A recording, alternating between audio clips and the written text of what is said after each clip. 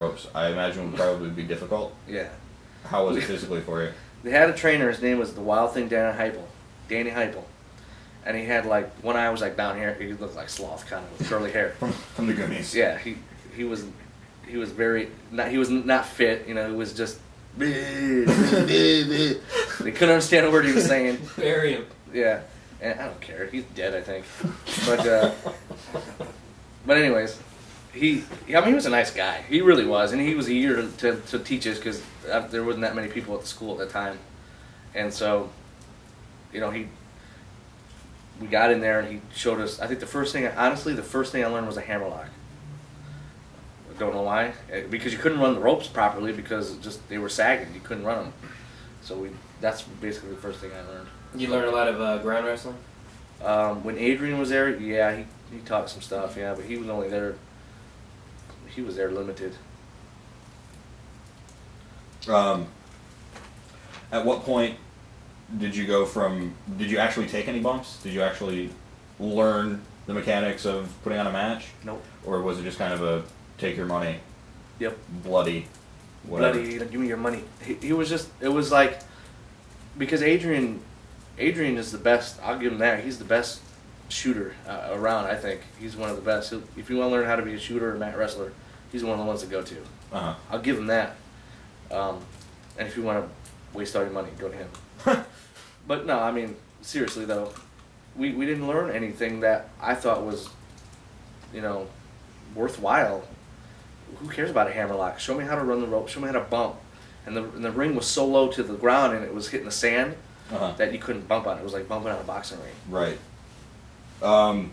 Did he have any part in getting you booked in your first real show? Nope. How did you go about getting... First of all, what was your first show, your first pro match, and how did you talk yourself into getting on the card? Well, we were... There's a guy. The guy came by. Some guy came by to school. He was actually training at Bobby Doll School, and he was asking a bunch of people if they were going to go to the show. And at the time, we were going to train in Fort Walton with this guy named Lord Biscuit's ring. He had a ring in his backyard. His name was what? Lord Biscuit. Okay. Yeah. So don't know why, but I think Jerry might have known him. I don't remember. Yeah. But anyhow, so we went there, and a friend of ours that lived with us, his name was Tad. He trained when he wanted to. He kind of had second doubts about bringing us to the Bobby show because we really wanted to go. Bobby Doll. And he was running PWA at that point. Yeah, it was his first show ever. Okay.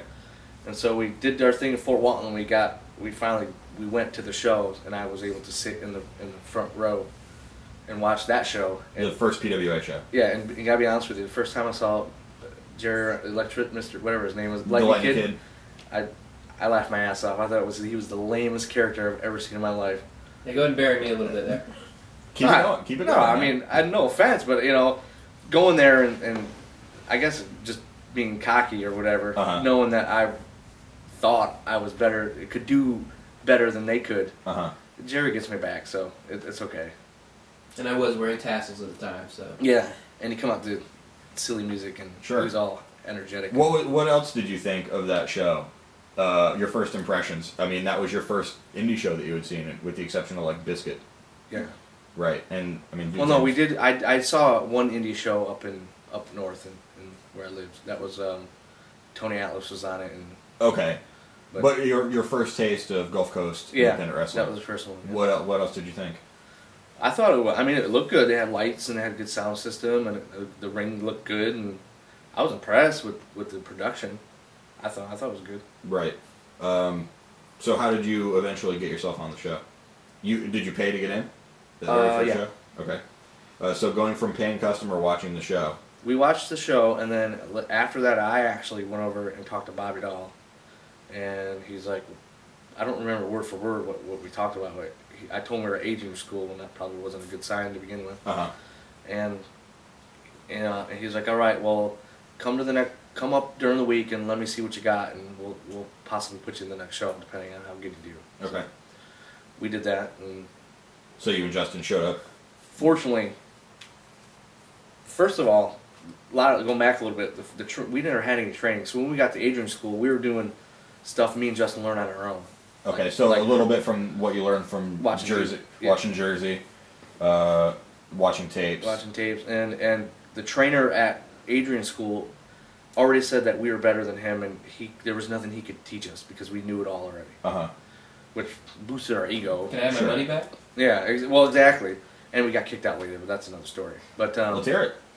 How'd you get? You got kicked out of Adrian's school. Yeah. How did that happen? because a wrestler was going there.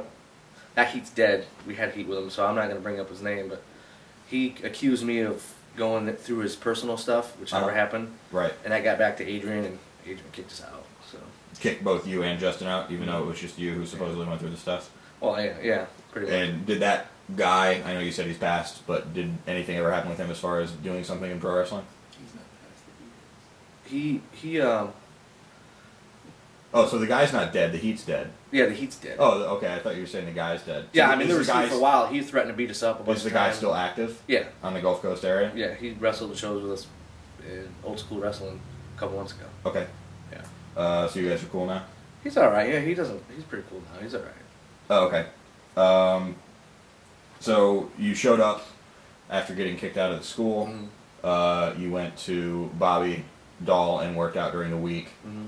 I guess it went okay.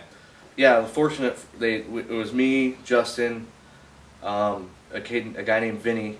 I can't remember his last name. He was one of the other ones at Adrian's school, and Tad. No, and this kid named Rodney, who was hanging around at the time. And luckily, Bobby didn't pick who he wanted to see work each other. So me and Justin got to work each other, and we did our thing.